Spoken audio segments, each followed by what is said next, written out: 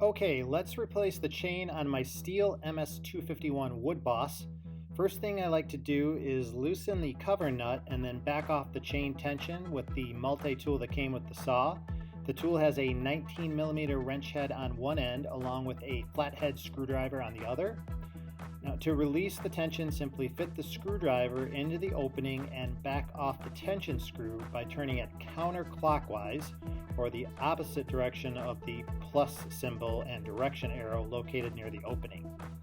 Once you've loosened the tension, you can fully unscrew the cover nut and remove the cover and remove the bar and chain.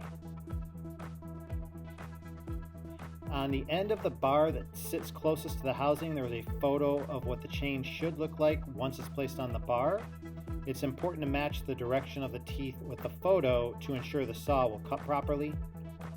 Before placing the bar back on the saw, I like to make sure the tension screw is completely backed off, which I neglected to do here, so it was just a mild inconvenience to do it once I placed the bar on the saw.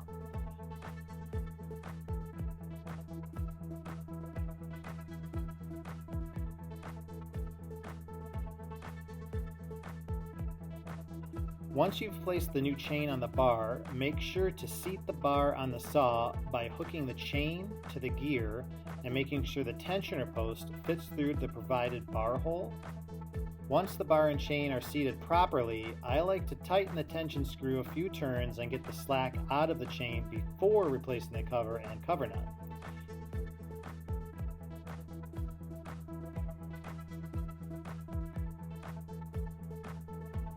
Make sure to leave the cover nut a little loose.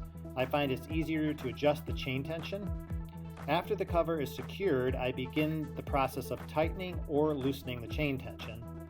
Your chain should be a little loose on the bar, but tight enough that you can't pull the chain out of the bar slot. And you should also be able to freely rotate the chain with your hand. If you cannot rotate the chain, then it's probably too tight. Once you set the tension, you can now finish tightening the cover nut, but be sure not to over tighten.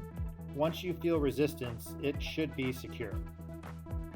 I do want to point out that prior to replacing a chain, I use my steel chain file and sharpen the blades as many times as possible before actually using a new chain.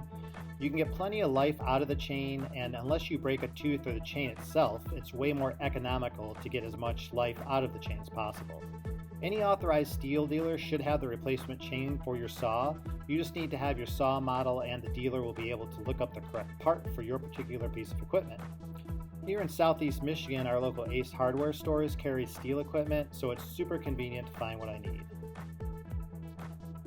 Alright, hope this helps, and please make sure to hit the like button and subscribe to my channel. I really appreciate your support, and have a super day.